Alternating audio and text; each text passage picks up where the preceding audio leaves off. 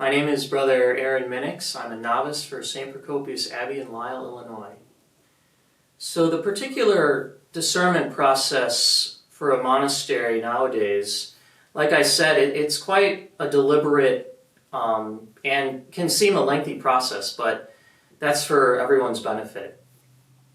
So here at St. Procopius, I started with what's called once I officially applied for entry, and there's an application process. There's an application, there's a couple of interviews you have to do here at the Abbey, there's a background check you have to get references, etc., etc. Once you're accepted, I began what was called the pre-postulancy program. So I was still living in my apartment, but I was commuting here weekday mornings.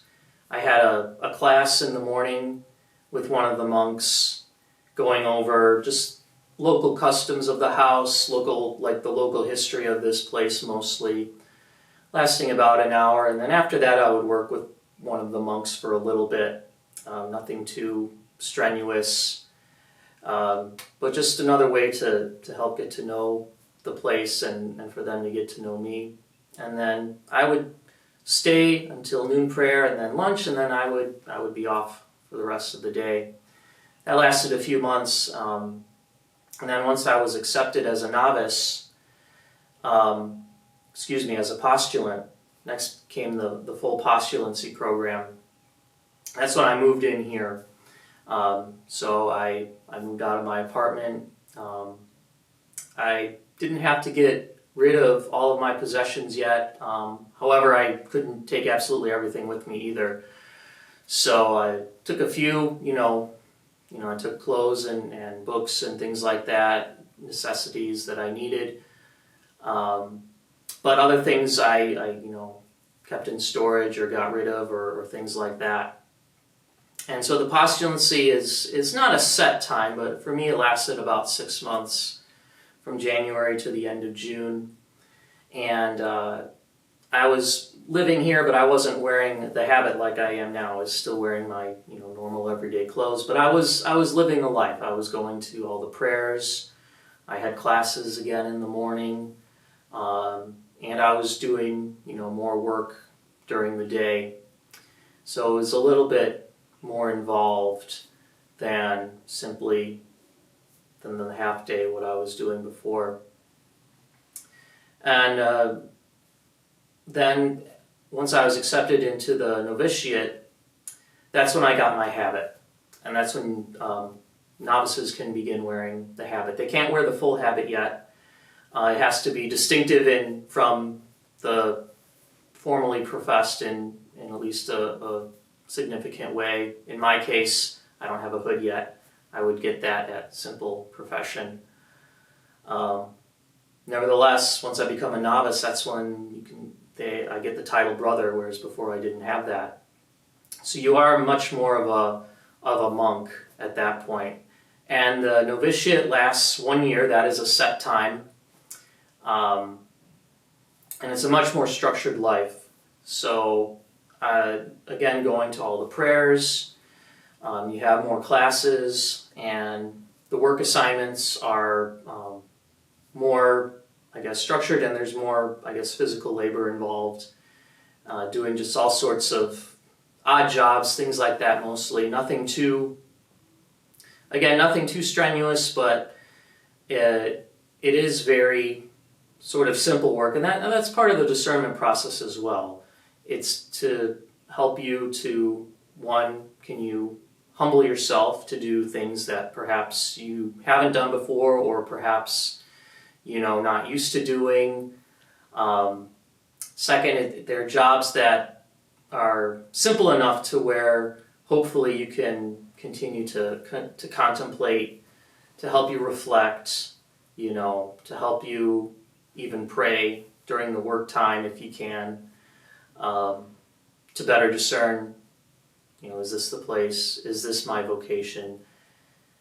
And again, that's during this whole process, that's the discernment process is going on this whole time, not just for you, but for the monastery as well, for your fellow monks and the community and for yourself to discern. And it's not so much a decision as a discernment, as in, where is God calling me? Is God calling me here? Is he calling me elsewhere? That's what discernment is, basically. And the whole process is geared towards that.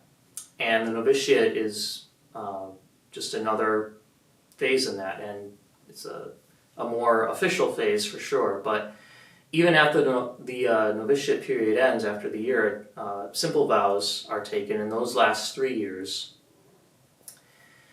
And simple vows are just that. They're not perpetual, so they can either be 1 year at a time, or they can be for 3 full years. At the end of that period, however long it is, you can either decide, I'm going to move on, God is calling me elsewhere. The community can discern that, you're not called to this community. Perhaps we need to move on from this relationship, or both parties can say,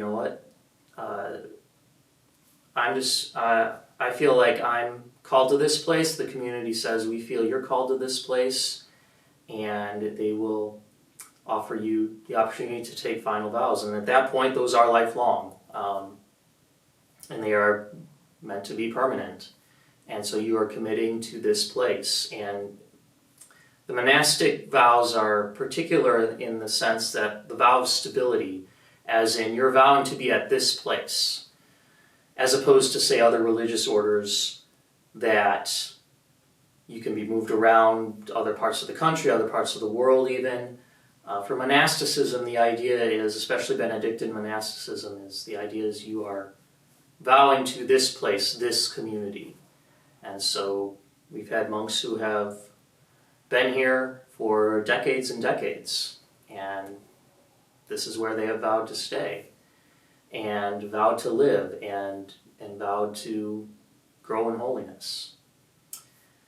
And so the discernment process, like I said, it's long, it's deliberate, it can be challenging at times, which it's supposed to be. There's a lot of self-discovery involved. There's a lot of discovery of the community in terms of you find out about this place, you find out about yourself, the community finds out about you as well. And that is all geared towards proper discernment. There's no rushing into any of this. There's a lot of time, and you really have to put your whole self into it.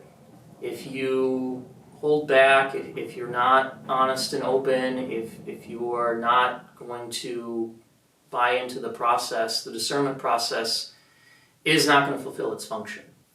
And if it doesn't do that, then that's where mistakes in discernment can come in. Either a person leaves when they shouldn't, or a person stays when they shouldn't. And so that's why it's important for this process to be as open as you can.